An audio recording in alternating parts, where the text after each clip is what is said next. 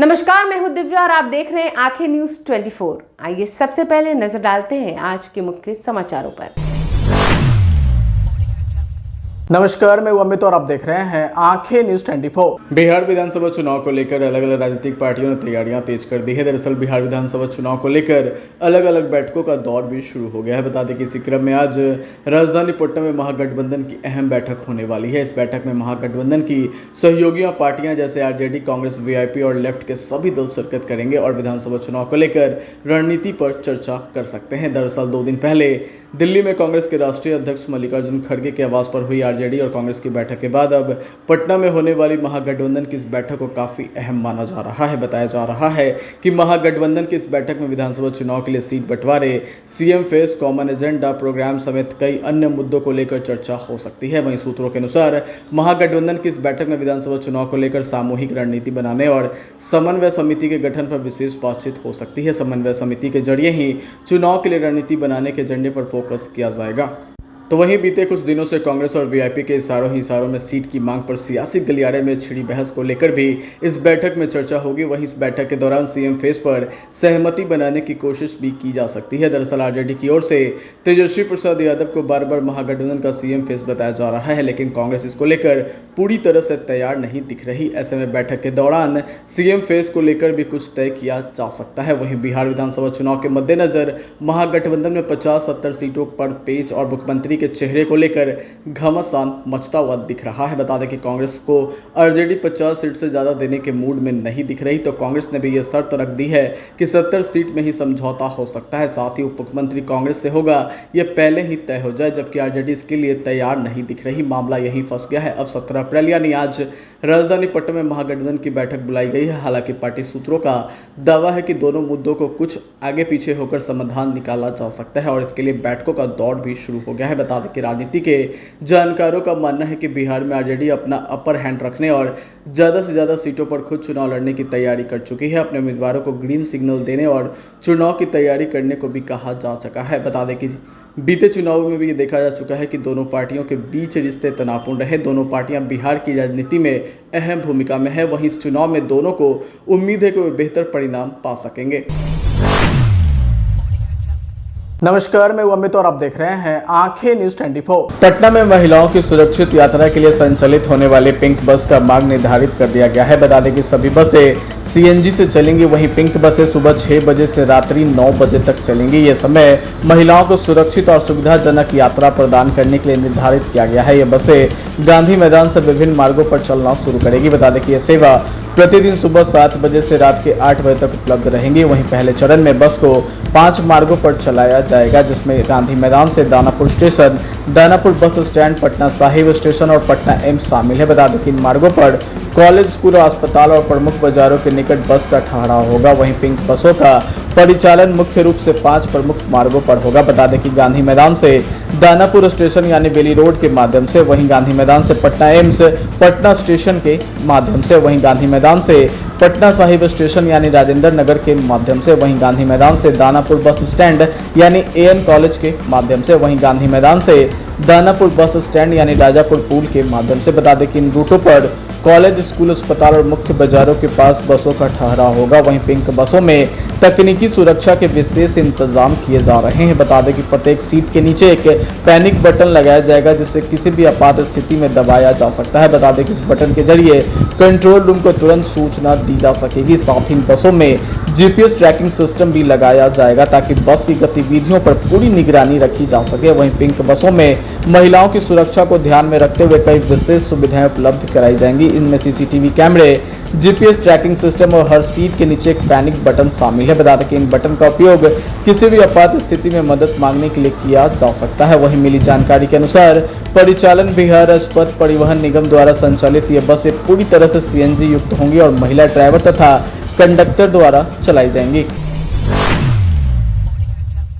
नमस्कार, मैं अमित और आप देख रहे हैं आंखें न्यूज 24। महाराष्ट्र में बुधवार को अमरावती एयरपोर्ट का उद्घाटन किया गया। वहीं प्रधानमंत्री नरेंद्र मोदी ने खुशी जाहिर करते हुए व्यापार और संपर्क को बढ़ावा मिलने की बातें कही। तो वहीं अमरावती में एयरपोर्ट के उद्घाटन के वक्त केंद्रीय उड्डयन मंत्री राममोहन नायडू, किंजरापू, महाराष्ट्र के मुख्यमंत्री देवेंद्र फडणवीस, राज्य उड्डयन मंत्री मुरलीधर मोहोल, उप मुख्यमंत्री एकनाथ शिंदे और अजित पवार मौजूद रहे। वहीं पीएम मोदी ने सोशल मीडिया प्लेटफॉर्म एक्स पर एयरपोर्ट उद्घाटन की तस्वीर शेयर करते हुए लिखा कि महाराष्ट्र खासकर विदर्भ क्षेत्र के लिए अच्छी खबर है। अमरावती में एक एक्टिव एयरपोर्ट बनने से व्यापार और संपर्क को बढ़ावा मिलेगा। वहीं केंद्रीय उड्डयन मंत्री राममोहन नायडू, किंजरापू ने इसे मील का पत्थर बताया। उन्होंने एक्स पर लिखा कि बुधवार का दिन विदर्भ के लिए एक ऐतिहासिक दिन है। मुख्यमंत्री देवेंद्र फडणवीस, उप मुख्यमंत्री एकनाथ शिंदे और अजित पवार के साथ अमरावती एयरपोर्ट का उद्घाटन करने का सौभाग्य मिला। बता दें कि प्रधानमंत्री नरेंद्र मोदी के दूरदर्शी नेतृत्व में यह आरसीएस VGF वित्त पोषित एयरपोर्ट एलायंस एयर की पहली RCS अमरावती मुंबई उड़ान के साथ उड़ान भरेगा। इसके अलावा जल्द ही दक्षिण एशिया के सबसे बड़े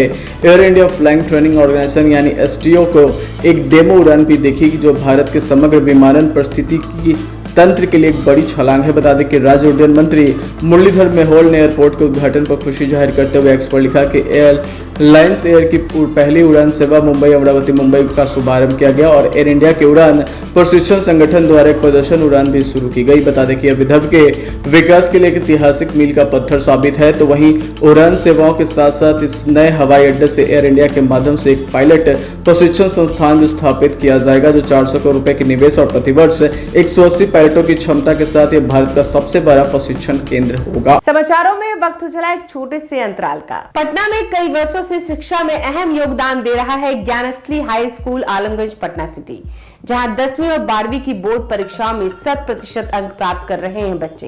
एक ऐसा स्कूल जहां न केवल होती है पढ़ाई, बल्कि साथ ही साथ होती है कल्चरल एक्टिविटी, स्पोर्ट्स एक्टिविटी से जुड़े गेम्स, मैथ ओलंपियाड से लेकर साइंस ओलंपियाड, जहां बच्चों के लिए स्कूल कैंपस अत्याधुनिक सुविधाओं से लैस, छोटे बच्चों के लिए वाहन और ट्रांसपोर्ट की विशेष सुविधा। तो देर किस बात की, आज ही कराएं अपना नामांकन Gyansthali high school Alamganj Patna city में, जहां नामांकन की प्रक्रिया जारी है। संपर्क करें पुलिस चौकी Alamganj main road near Alamganj थाना पटना बिहार 800007। ब्रेक के बाद आपका फिर से स्वागत है। नमस्कार, मैं अमित और आप देख रहे हैं आंखें न्यूज 24। पटना एयरपोर्ट की खूबसूरती अब पूरी तरह से बदलने वाली है। जी हां, कुछ मीडिया रिपोर्ट्स के अनुसार पटना एयरपोर्ट के नए टर्मिनल भवन में प्रवेश के लिए 3 लेन की सड़क तैयार हो गई है। बता दें कि यह सड़क कुल 9 मीटर चौड़ी है। नए टर्मिनल भवन में प्रवेश के साथ साथ उससे बाहर निकलने के लिए भी 3 लेन वाली इतनी ही चौड़ी सड़क बनाई गई है। वहीं IS भवन के पास बनी U-टर्न से नए एयरपोर्ट टर्मिनल परिसर के भीतर वाहनों का प्रवेश होगा और उसके बाद इसी 3 लेन वाली सड़क से होकर भूतल पर स्थित अराइवल सेक्शन में वाहन जाएंगे और वहां से वापस आएंगे। बता दें कि प्रथम तल पर डिपार्चर सेक्शन में जाने के लिए 3 लेन वाली सड़क को एलिवेटेड रोड से जोड़ दिया जाएगा। इसी सड़क से होकर डिपार्चर सेक्शन से वाहन वापस भी आएंगे। नए एयरपोर्ट टर्मिनल पर पूरा फाइटिंग सिस्टम और इलेक्ट्रॉनिक कंट्रोल यूनिट इसके लिए बेसमेंट में लगाया जाएगा। इसके कारण ऊपर की दोनों मंजिलों में इसके लिए अतिरिक्त जगह नहीं देनी पड़ेगी और इसके इंटीरियर डिजाइनिंग पर भी इसका नकारात्मक असर नहीं दिखेगा। बता दें कि नए टर्मिनल में लगाए जा रहे 3 एक्सेस बैगेज लाइन का कंट्रोल सेंटर भी बेसमेंट में ही लगाया गया है। नए टर्मिनल के चालू होने के बाद वर्तमान टर्मिनल टूटेगा। वहीं विविध हो कि वर्तमान टर्मिनल की जगह पर ही 6 पार्किंग वे और 4 एरो ब्रिज का निर्माण होना है। वहीं वर्तमान टर्मिनल को ढहाने के बाद यह निर्माण कार्य शुरू हो सकेगा। नए टर्मिनल भवन को चालू किए बिना वर्तमान टर्मिनल भवन के किसी भी हिस्से को तोड़ना संभव नहीं है, क्योंकि इस एयरपोर्ट का परिचालन प्रभावित होगा। लिहाजा आरंभ में 5 पार्किंग वे और 1 एरो ब्रिज के साथ ही पटना एयरपोर्ट का नया टर्मिनल काम करना शुरू करेगा।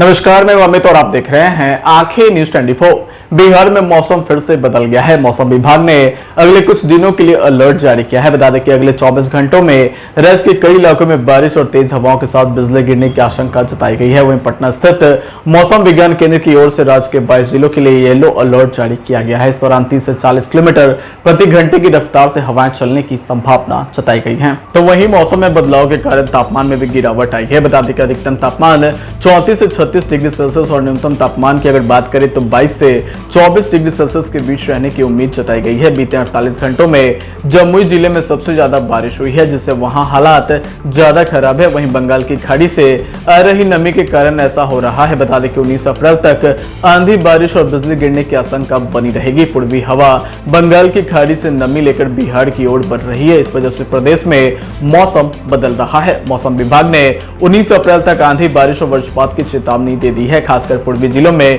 कुछ जगहों पर भारी बारिश हो सकती है। इन इलाकों में तेज गर्जना, बिजली गिरने से और 50 से 60 किलोमीटर प्रति घंटे की रफ्तार से हवा चलने की संभावना जताई गई है। वहीं मौसम विभाग ने आने वाले दिनों के लिए अलर्ट जारी किया है। बता दें कि 17 अप्रैल को राज्य के सभी 38 जिलों के लिए अलर्ट जारी किया गया है। कुछ जिलों के लिए येलो अलर्ट और कुछ के लिए ऑरेंज अलर्ट जारी किया गया है। येलो अलर्ट वाले जिलों में पटना, बक्सर, भोजपुर, कैमूर, रोहतास, औरंगाबाद, अरवल, गया, जहानाबाद, नालंदा, शेखपुरा और बेगूसराय शामिल है। तो वहीं ऑरेंज अलर्ट वाले जिलों में जमुई, बांका, मुंगेर, भागलपुर, खगड़िया, कटिहार, पूर्णिया, सहरसा, मधेपुरा, किशनगंज, अररिया, सुपौल, समस्तीपुर, वैशाली, दरभंगा, मधुबनी, सारण, मुजफ्फरपुर, शिवहर, सीतामढ़ी, सीवान, गोपालगंज, पूर्वी और पश्चिमी चंपारण शामिल हैं। तो वहीं 18 अप्रैल को राजधानी पटना, गोपालगंज, सीवान, सारण समेत 18 जिलों के लिए येलो अलर्ट जारी किया गया है। बता दें कि उत्तरी और पूर्वी बिहार के 20 जिलों में भारी बारिश की चेतावनी दी गई है, जिसके लिए ऑरेंज अलर्ट जारी किया गया है। वहीं 19 अप्रैल को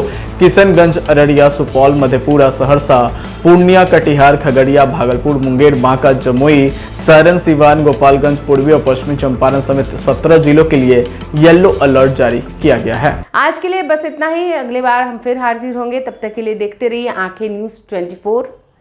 अगर आपने अभी तक हमारे चैनल को सब्सक्राइब नहीं किया है तो हमारे चैनल को जल्द से जल्द सब्सक्राइब करें, लाइक करें, शेयर करें और कमेंट करें।